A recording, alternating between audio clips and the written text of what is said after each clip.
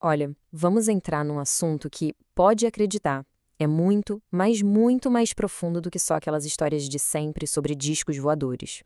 Soa meio maluco, né? Mas essa frase que parece um nó na cabeça, na verdade, captura perfeitamente o que é a ufologia hoje em dia. Uma coisa cheia de complexidade e, sim, muitas contradições. É que a busca por vida fora da Terra, ela mudou da água para o vinho, sabe? O que começou lá em 1947, com aquele primeiro avistamento que todo mundo fala, hoje já não é mais só papo de entusiasta. Não, não. O negócio ficou sério e foi parar lá nos corredores do poder, dentro dos governos. E olha só que interessante. A chave para entender essa mudança está na linguagem. O governo não fala mais em OVNI, objeto voador não identificado. Agora o termo oficial é UAP, fenômeno aéreo não identificado. E isso, gente, não é só trocar uma sigla por outra, é um recado claríssimo de que o nível da conversa subiu, que a investigação agora é oficial e levada muito a sério. Ok, então, os governos estão olhando para isso com mais seriedade. Beleza. Só que, ao mesmo tempo, se a gente olhar para dentro do mundo da ufologia, a coisa está complicada. Existe uma crise de identidade muito forte, sabe? Um sentimento de desencanto mesmo. E por que esse desencanto? Bom, o campo parece que está saturado. Tem de tudo, delírio fanático, gente querendo ganhar dinheiro com fraude e, o pior, uma falta gritante de evidências novas. Fica aquela sensação de uma caça aos ETs que nunca chega a lugar nenhum. E claro, tudo isso acaba destruindo a credibilidade e afastando quem realmente quer levar a coisa séria, de um jeito mais científico. E para a gente entender o tamanho dessa crise, a análise que a gente está usando aqui traz uma metáfora, nossa, muito poderosa, a dos 4 cavaleiros do Apocalipse da ufologia. Pensa nisso. Primeiro vem a inquietação, aquela busca sem fim por respostas. Depois, o sofrimento, a frustração de não achar nada concreto. Aí vem o desejo, aquela vontade quase religiosa de que seja verdade. E por fim, a realidade, o tapa de luva de pelica de que o contato definitivo não acontece. Tudo isso levaria ao que a fonte chama de nirvana ufológico, que no fundo é uma mistura de aceitar a situação com um baita desespero. E é aqui que a coisa toda vira de cabeça para baixo. A discussão muda completamente de foco.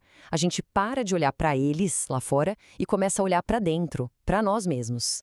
A pergunta que fica é pesada de verdade. Vamos esquecer por um segundo se eles existem ou não. Imagina só o cenário. Um ser extraterrestre pousa, vai até a ONU e pede para falar. E aí? A humanidade, a nossa sociedade, a nossa política, a nossa religião, a gente estaria preparado para isso? De verdade? Agora, e se fosse o contrário? Se os papéis se invertessem? Imagina que a gente encontra uma civilização em outro planeta. A gente tem a tecnologia para chegar lá, mas e a ética?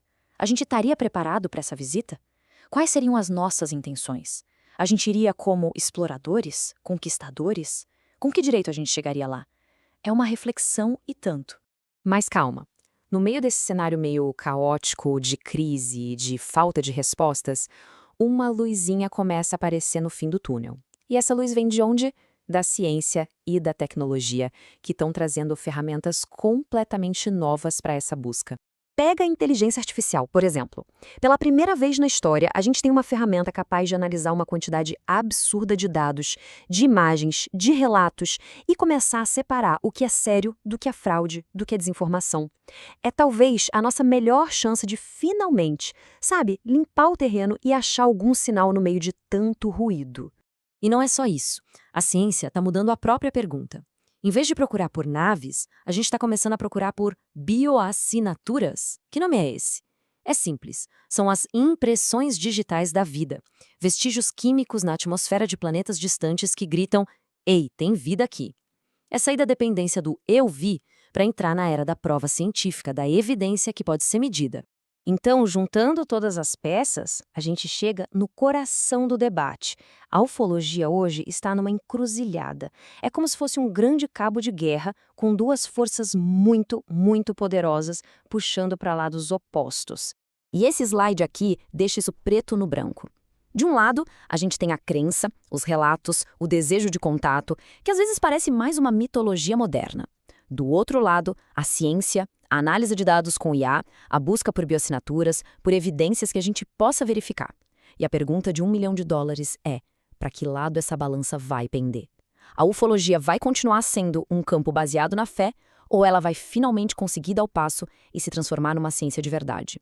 E no final das contas, talvez a resposta para essa pergunta diga muito menos sobre ETs e muito mais sobre nós. Sobre o que a gente busca, sobre os nossos medos e esperanças. A grande questão que fica no ar talvez não seja será que eles existem, mas sim o que essa busca incansável por eles revela sobre quem nós somos. É para se pensar, não é?